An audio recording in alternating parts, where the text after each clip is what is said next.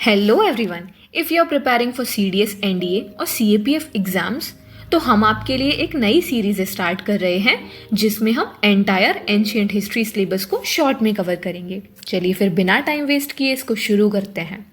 देखो, अगर प्रॉपर इतिहास या हिस्ट्री की बात करें तो हम इसको 3 पार्ट्स में डिवाइड कर सकते हैं: pre history, proto history and history. History को हम हिस्टोरिकल एज भी कह सकते हैं। अब इनके डिफरेंस की अगर बात करें तो प्री हिस्ट्री वो टाइम पीरियड है जिसके आर्कियोलॉजिकल रिमेन्स तो हमें मिले बट कोई लिटरेरी वर्क नहीं मिल पाया। एंड प्रोटो हिस्ट्री की बात करें तो ये वो टाइम पीरियड है हमें जिसके आर्कियोलॉजिकल रिमेन्स भी मिले और लिटरेरी वर्क भी मिला, बट उस लिटरेरी वर्क को हम समझ नहीं पाए, यानी उसको डिसाइफर नहीं कर पाए। इसका बेस्ट एग्जाम्पल है इंडस वैली सिविलाइजेशन, जिसका लिटरेरी वर्क तो हमारे पास है बट अब तक हम उसे समझ नहीं पाए हैं। इसके बाद third and the last part है हिस्ट्री। ये वो टाइम पीरियड है हमें जिसके आर्कियोलॉजिकल रिमेन्स भी मिले, लिटरेरी वर्क भी मिला और उस लिटरेरी वर्क को हमने डिसाइफर भी कर लिया, और इसका बेस्ट एग्जाम्पल है अशोका टाइम पीरियड। इसके बाद इन 3 पार्ट्स को भी हम और सब पार्ट्स में डिवाइड कर सकते हैं। लाइक प्री हिस्ट्री के भी 3 पार्ट्स हैं: stone age, bronze age and iron age. इनमें से सबसे पहले आता है स्टोन एज। ये वो टाइम पीरियड है जिसमें ह्यूमंस ने स्टोन टूल्स का यूज़ किया था एंड इसीलिए हम उसे स्टोन एज कहते हैं। एंड अब इस स्टोन एज को भी हम और 3 सब पार्ट्स में डिवाइड कर सकते हैं: पैलियोलिथिक, मीजोलिथिक एंड नियोलिथिक। यहाँ लिथिक का मतलब होता है स्टोन और पैलियो का मतलब होता है ओल्ड, इसीलिए हम पैलियोलिथिक को ओल्ड स्टोन एज भी कहते हैं। सिमिलरली मीजोलिथिक को late stone age and Neolithic को न्यू स्टोन एज कहा जाता है। एंड अब देखो, जो हमारा पैलियोलिथिक टाइम पीरियड है उसकी शुरुआत हम 3.5 मिलियन ईयर्स पहले से मानते हैं और ये आज से 10,000 साल पहले तक रही थी, यानी अराउंड 8000 BC तक। अब ये काफ़ी लंबे टाइम तक था, तो इसके फर्दर 3 स्टेजेस में हम इसको डिवाइड कर सकते हैं, यानी Palaeolithic can be further divided into 3 more stages and those are lower Palaeolithic, इसके बाद middle Palaeolithic and last one is upper Palaeolithic. Lower Palaeolithic का टाइम पीरियड तकरीबन 3.5 मिलियन साल पहले से लेकर 1 लाख साल पहले तक है। इस पीरियड के दौरान क्लाइमेट बहुत ज़्यादा एक्सट्रीम और काफ़ी वेरिएबल था। देखो, वैसे ये समय ग्लेशियल यानी कोल्ड और इंटरग्लेशियल पीरियड था, बट फिर भी अर्थ पर ग्लेशियर्स का इफेक्ट ज़्यादा होने के कारण क्लाइमेट काफ़ी कोल्ड था और ठंड से बचने के लिए इस वक्त के ह्यूमंस के पास परमानेंट सेटलमेंट्स नहीं थे। वो टेम्पररी रॉक शेल्टर्स और केव्स में रहते थे जो उन्हें हार्श क्लाइमेट और वाइल्ड एनिमल्स से बचा सकें। फूड के मामले में लोअर पैलियोलिथिक ह्यूमंस हंटरर और गैदरर्स थे। वो ज़्यादातर वाइल्ड फ्रूट्स, नट्स और रूट्स कलेक्ट करते थे और स्मॉल एनिमल्स और स्कैवेंज्ड मीट पर डिपेंडेंट थे। एंड धीरे धीरे ह्यूमंस ने हंटिंग का बेसिक स्किल भी सीख लिया था, यानी उसको और डेवलप कर लिया था, पर वो स्टिल फायर या कुकिंग का डेवलपमेंट से काफ़ी दूर थे। टूल्स की बात करें तो लोअर पैलियोलिथिक पीरियड में कोर टूल्स का यूज़ प्रोमिनेंट था। टूल्स जो कि फ्लिंट या क्वार्टेजाइट स्टोन्स को शेप करके बनाए जाते हैं। ये हैवी और अनरिफाइंड टूल्स ज़्यादातर कटिंग और स्क्रैपिंग के काम आते हैं। वैसे ही हैंड एक्सेस और क्लीवर्स इस पीरियड के खास टूल्स थे जो कि मेनली अफ्रीका और साउथ एशिया में पाए गए हैं। इसके बाद 1 लाख साल पहले से लेकर 40,000 साल पहले तक के टाइम पीरियड को मिडिल पैलियोलिथिक पीरियड माना जाता है।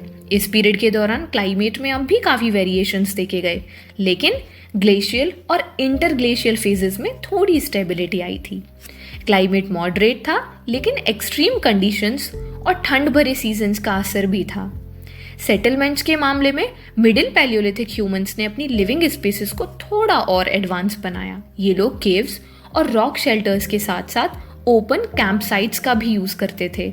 ये कैंप साइट्स उन जगह पर थे जहाँ फूड और वाटर रिसोर्स एक्सेसिबल हो सकें।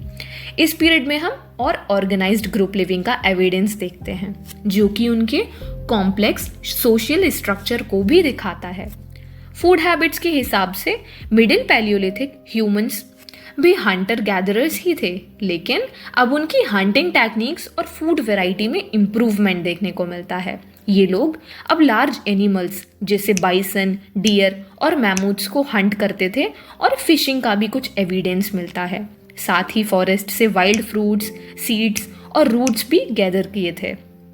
मिडिल पैलियोलिथिक ह्यूमंस ने फायर का यूज़ करना भी सीख लिया था, जो कि फूड को कुक करने और वार्मथ के लिए एक इम्पॉर्टेंट डेवलपमेंट था। टूल्स की बात करें तो मिडिल पैलियोलिथिक में फ्लेक टूल्स का ज़्यादा यूज़ करते थे। ये टूल्स कोर टूल्स से काफ़ी एडवांस थे, क्योंकि अब ह्यूमन टूल्स बनाने के लिए लेवलॉइज टेक्निक का यूज़ करते थे। इस टेक्निक में स्टोन को स्पेशल शेप देकर फ्लेक्स निकाले जाते थे। कटिंग और स्क्रैपिंग के लिए ये टूल्स काफ़ी इफ़ेक्टिव होते थे, क्योंकि ये टूल्स ज़्यादा प्रीसाइज एंड शार्प और डिफरेंट फंक्शंस के लिए कस्टमाइज्ड होते थे। इसके बाद लगभग 40,000 साल पहले से लेकर 10,000 साल पहले तक के टाइम पीरियड को अपर पैलियोलिथिक पीरियड कहा जाता है। इस टाइम पीरियड में क्लाइमेट में थोड़ी और स्टेबिलिटी आई, लेकिन अभी भी कोल्ड और ग्लेशियल कंडीशंस का असर था, क्योंकि ये टाइम आइस एज के एंड का भी था। ग्लोबल वार्मिंग शुरू हो चुकी थी और ग्लेशियर्स धीरे धीरे पिघलने लगे थे, जिसने एनवायरनमेंट को थोड़ा वार्म और हैबिटेबल बना दिया था। क्लाइमेट में आई इस चेंज ने ह्यूमन सेटलमेंट और फूड रिसोर्सेज पर भी डायरेक्ट इम्पैक्ट डाला। सेटलमेंट्स के मामले में अपर पैलियोलिथिक ह्यूमंस ने और भी ऑर्गेनाइज्ड और सोफिस्टिकेटेड रहने का तरीका बनाया। ये लोग अब टेम्पररी कैंप साइट्स और रॉक शेल्टर्स के साथ ड्यूरेबल स्ट्रक्चर्स भी बनाने लगे, जो उनके सोशल स्ट्रक्चर और कम्युनल लिविंग का एविडेंस देते हैं। इस वक्त पर ह्यूमन ग्रुप्स में पॉपुलेशंस भी बढ़ रही थी, इसीलिए ग्रुप लिविंग और रिसोर्सेस शेयरिंग का भी कॉन्सेप्ट और इम्पॉर्टेंट हो गया था। फूड के एस्पेक्ट में अपर पैलियोलिथिक ह्यूमंस ने अपने डाइट को काफ़ी डाइवर्सिफाई किया। हंटिंग टेक्निक्स और भी एडवांस हो गई थी और ये लोग अब लार्ज गेम हंटिंग में प्रोफिशिएंट हो चुके थे, जिसमें बाइसन, हॉर्सेस और रेनडियर जैसे बड़े एनिमल्स को हंट किया जाता था। साथ ही फिशिंग और शेलफिश गैदरिंग का भी एविडेंस मिलता है। इसके साथ साथ ये लोग सीजनल फूड को भी कंजर्व करना सीख गए थे और फायर के थ्रू अपने फूड को कुक करके न्यूट्रिशन बढ़ाने लगे थे। टूल्स की अगर बात करें तो अपर पैलियोलिथिक में टूल मेकिंग टेक्निक्स और भी स्पेशलाइज्ड हो गई थी। इस पीरियड में ब्लेड टूल्स का प्रमुख यूज़ था, जिसमें नैरो और शार्प ब्लेड्स का यूज़ किया जाता था। ये टूल्स कोर से निकाले जाते थे और बोन, आइवरी और एंटलर जैसे मटेरियल्स का भी टूल मेकिंग में इस्तेमाल होने लगा था। इस पीरियड में हर टूल एक स्पेसिफिक काम के लिए बनाया जाता था, जैसे स्पीयर पॉइंट्स हंटिंग के लिए और नीडल्स और ऑल्स स्किन और क्लोथ का काम करने के लिए। और इस टाइम पीरियड का सबसे नोटवर्दी डेवलपमेंट है केव पेंटिंग और आर्ट का एविडेंस। इसके बाद पैलियोलिथिक एज खत्म हुई और शुरुआत होती है मीजोलिथिक पीरियड की, जो कि लगभग 10,000 साल पहले से 8,000 साल पहले तक माना जाता है। क्लाइमेट के हिसाब से मीजोलिथिक पीरियड में आइस एज खत्म हो चुकी थी और ग्लोबल टेम्परेचर्स धीरे धीरे वार्म होने लगे थे। ग्लेशियर्स पिघलने की वजह से फॉस्टर्ड एरियाज बढ़ने लगे और रिवर्स और लेक्स फॉर्म होने लगी, जिससे एनवायरनमेंट में स्टेबिलिटी और रिसोर्सेज में डाइवर्सिटी आई। इस क्लाइमेट चेंज ने प्लांट्स और एनिमल्स के हैबिटेट को भी ट्रांसफॉर्म किया, जो ह्यूमन लाइफस्टाइल और सर्वाइवल स्ट्रेटजीज में डायरेक्ट इम्पैक्ट लेकर आया। सेटलमेंट्स की बात करें तो मीजोलिथिक ह्यूमंस ने और भी डाइवर्स और टेम्पररी सेटलमेंट्स डेवलप किए। ये लोग अब सीजनल कैंप साइट्स का भी यूज़ करने लगे थे, क्योंकि उनका लाइफस्टाइल अभी भी सेमी नोमैडिक था। फॉरेस्टेड एरियाज और रिवर्स के पास सेटलमेंट्स एस्टेब्लिश करते थे, जहां फूड और वाटर इजीली अवेलेबल होता था। कुछ मीजोलिथिक सेटलमेंट्स के एविडेंस ऐसे हैं जो इंडिकेट करते हैं कि अब ह्यूमन ग्रुप्स की पॉपुलेशन थोड़ी बढ़ने लगी थी और वो स्मॉल ग्रुप्स में एक जगह पर टेम्पररी हट्स और शेल्टर्स बना के रहने लगे। फूड हैबिट्स के एस्पेक्ट में मीजोलिथिक ह्यूमंस का लाइफस्टाइल हंटर गैदरर ही था, लेकिन अब उनकी डाइट और ज़्यादा डाइवर्सिफाई हो गई थी।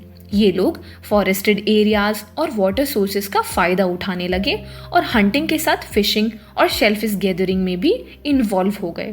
साथ ही नट्स, बेरीज, फ्रूट्स और ट्यूबर्स जैसे प्लांट फूड्स को भी कलेक्ट करते थे।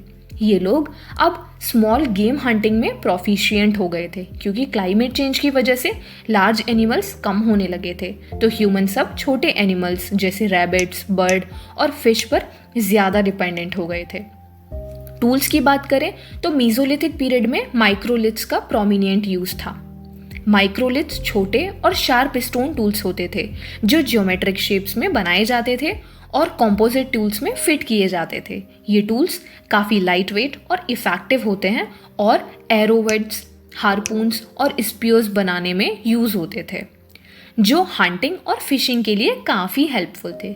साथ ही बोन और एंटलर के टूल्स का भी डेवलपमेंट इसी पीरियड में होता है, जो टूल्स और वेपन्स को और ज़्यादा वर्सेटाइल और एफिशिएंट बनाते हैं। 8000 साल पहले मीजोलिथिक पीरियड भी खत्म हुआ एंड स्टार्टिंग होती है नियोलिथिक पीरियड की। इस पीरियड में क्लाइमेट रिलेटिवली वार्म और स्टेबल हो चुका था और ये स्टेबिलिटी एग्रीकल्चर और परमानेंट सेटलमेंट्स का डेवलपमेंट के लिए आइडियल थी। क्लाइमेट के वार्म और मॉइस्ट एनवायरनमेंट प्लांट्स और एनिमल्स के लिए भी सपोर्टिव हो गया था, जो अर्ली ह्यूमंस के लिए एग्रीकल्चरल प्रैक्टिसेस शुरू करने में हेल्पफुल बना। सेटलमेंट्स की बात करें तो नियोलिथिक पीरियड में ह्यूमंस ने पहली बार परमानेंट सेटल बनाए। अब वो एक जगह पर सेटल होने लगे क्योंकि एग्रीकल्चर की वजह से फूड सप्लाई क्या स्टेबल थी।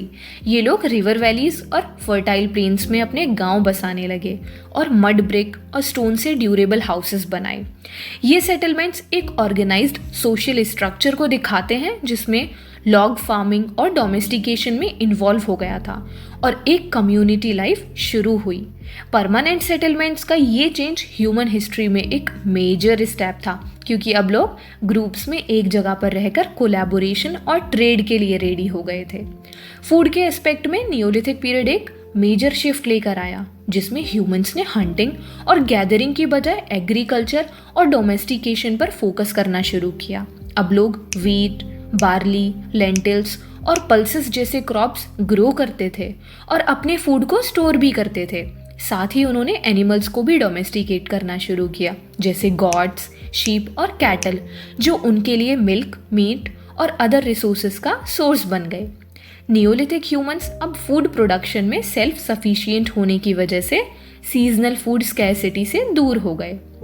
टूल्स की बात करें तो नियोलिथिक पीरियड में स्टोन टूल्स और भी रिफाइंड हो गए थे और पॉलिशिंग टेक्निक्स का इस्तेमाल होने लगा। ये लोग पॉलिश्ड स्टोन एक्सेस, सिकल्स और ग्राइंडिंग स्टोन्स बनाते थे जो फार्मिंग और हार्वेस्टिंग के लिए आइडियल था। साथ ही पॉटरी का भी इन्वेंशन नियोलिथिक पीरियड में हुआ जिससे फूड को स्टोर और ट्रांसपोर्ट करना आसान हो गया। पॉटरी के डेकोरेटिव पैटर्न्स और डिज़ाइंस अर्ली ह्यूमंस के क्रिएटिव और आर्टिस्टिक डेवलपमेंट को भी दिखाते हैं। नियोलिथिक ह्यूमंस ने अब वीविंग और बास्केट मेकिंग का भी शुरुआत कर दी थी, जो इनके लाइफ स्टाइल और डेली नीड्स के लिए काफ़ी हेल्पफुल था। अब ये स्टोन एज तो एंशियंट हिस्ट्री का एक छोटा सा पार्ट है। अब इसके बाद नेक्स्ट पार्ट होगा ब्रोंज एज, जिसको हम नेक्स्ट वीडियो में कवर करेंगे और वो वीडियो आपको इस प्लेलिस्ट में देखने को मिल जाएगी। बाकी अगर चैनल को सब्सक्राइब कर लोगे तो आपको नोटिफिकेशन भी मिल जाएगा। Thank you for watching.